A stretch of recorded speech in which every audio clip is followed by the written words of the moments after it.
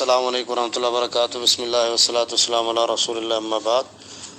یہ وفات کے بعد جو تیجا اور ساتواں چہلم وغیرہ وغیرہ یہ جو چیزیں رسمیں کی جاتی ہیں ان کے اوپر لکھا بھی جاتا ہے جی فلاں کے رسم کول، فلاں کے رسم فاتحہ، رسم تیجا، رسم چہلم وغیرہ یہ رسم ہے، یہ سنت نہیں ہے، اسلام کے خلاف ہے اور یہ بدعات ہیں۔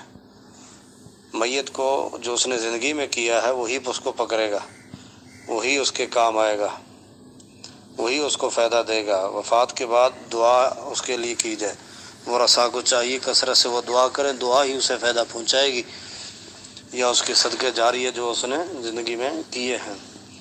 تو یہ کھانے پینے کے جو ہے نا ڈھونگ رچائے ہوئے ہیں، مختلف طریقے اپنائے ہوئے ہیں جی۔ خواب میں وہ بھوکھا بیٹھا ہے، وہ کہہ رہا ہے چادریں دو، کپڑے دو، یہ کرو وہ کرو، یہ ساری باتیں جو ہے نا جاہلانہ ہیں اور ہندوانہ یہ رسمیں ہیں۔ 7 جمعراتیں کرو اور پھر 40ویں پہ مختلف قسم کے کھانے بناؤ، تو یہ میت کے گھر کی صفائی کر کے چھوڑتے ہیں لوگ، حالانکہ ہے میت کے گھر سے کھانا نہیں چاہیے۔ اللہ تعالیٰ ایسی قوم کو ہدایت دے۔ یہ ساری چیزیں رسمیں ہیں، قرآن و سنت سے ثابت نہیں۔